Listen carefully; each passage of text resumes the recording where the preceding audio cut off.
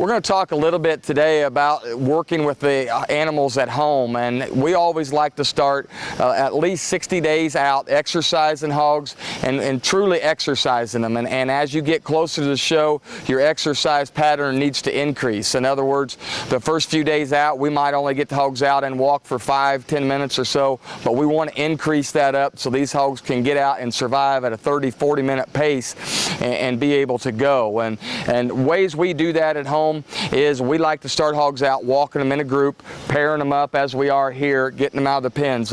When we start out individually walking, you'll find I think hogs get a little bit more irritated at times, and so they're a little bit more comfortable in a group setting. So we like to start out doing that. But as we're doing that, number one thing for us is as soon as we come out of the pen is we are always working heads. And you notice these two right now have these heads are elevated up. We're not down and rooting.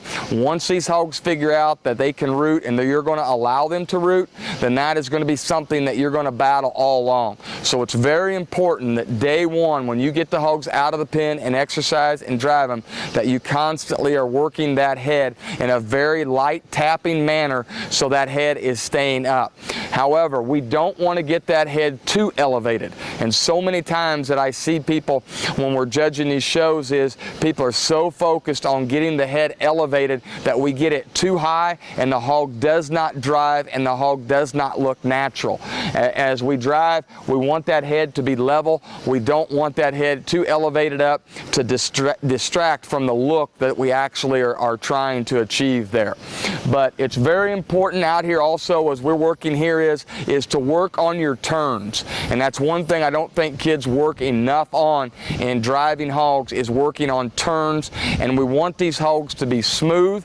We don't want them to be bunched up when you're turning at all times. And you have to practice that at home. You notice the light taps that we're using with the whips.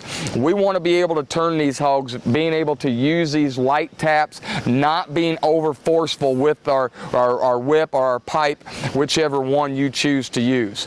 So practice, practice, practice is the number one thing that you can do. It's not something that you figure this out in 1, 2, 3, 4 times out. It's something that you have to do on a daily schedule, and that's very important. And for us, when we hit 30 days out, we are exercising twice a day, and we're really working on this stuff really hard.